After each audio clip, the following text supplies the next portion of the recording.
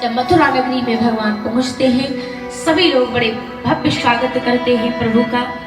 और जब प्रभु का स्वागत होता है, इसके बाद भगवान मथुरा नगरी भ्रमण करने के लिए, घूमने के लिए निकल जाते हैं। जब मथुरा नगरी भ्रमण करने के लिए निकले तो मथुरा नगरी में भ्रमण करते वक्त सबसे पहले भेंट होती है कंस के एक धोबी से।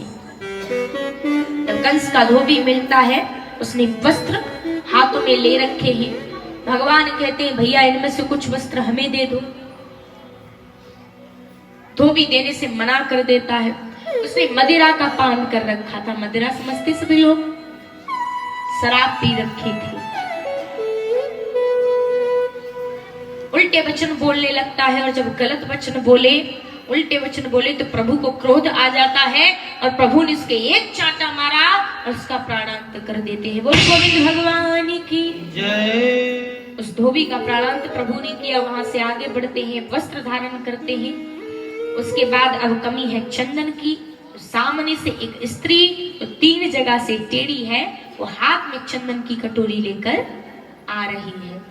पास आती है तो भगवान उससे कहते हैं अरे सुंदरी, हमारी भी थोड़ा चंदन लगा दो। हम 3 जगह से टेढ़ी स्त्री और उससे कोई सुंदरी कह दे तो फिर तो वो यहाँ वहां कहाँ रहेगी।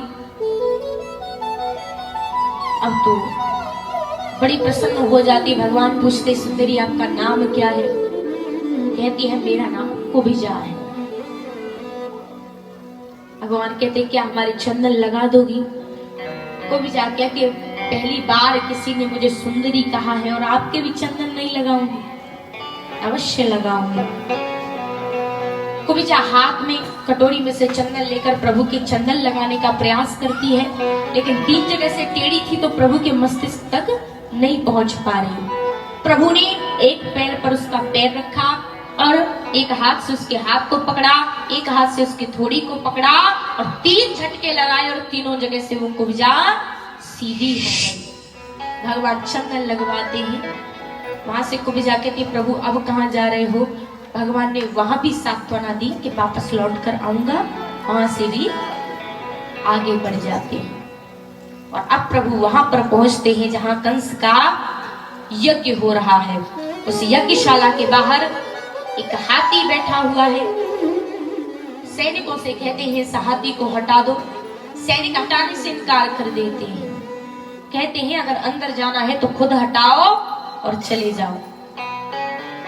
और सैनिक क्यों नहीं हटा रहे हैं? क्योंकि उसका एक कारण है। जानते हैं कि कोई साधारण हाथी नहीं है। कंस का विवाह जरासंध की पुत्री अस्ति और प्राप्ति के साथ में हुआ था। तब जरासंध ने वो दहेज में दिया था और कहा था कि जब तक ये हाथी सुरक्षित है तब तक आपको कोई मार नहीं सकता, और जिस दिन ये हाथी मर जाए उस दिन आपको बचाने वाला कोई नहीं है। भगवान ने बहुत आग्रह किया। जब सैनिकों ने उस हाथी को नहीं हटाया तो भगवान ने उस हाथी का भी उद्धार किया और प्रभु वहां से आगे बढ़ते हैं। जब हाथी का उद्धार करके प्रभु वहां से आगे बढ़े और वहां पहुंचते हैं उस यज्ञशाला में जहां पर सभी विराजित हैं और यज्ञ चल रहा है। और जैसे ही सबको भगवान दिखते हैं, सबने प्रभु को जब देखा तब जाकी रही भावना जैसी, जाकी रही भावना जैसी, जाकी रही भावना जैसी, जाकी रही भावना जैसी, जाकी रही भावना जैसी, जाकी रही भावना जैसी, प्रभु मूर्ति में प्रभु मूर्ति में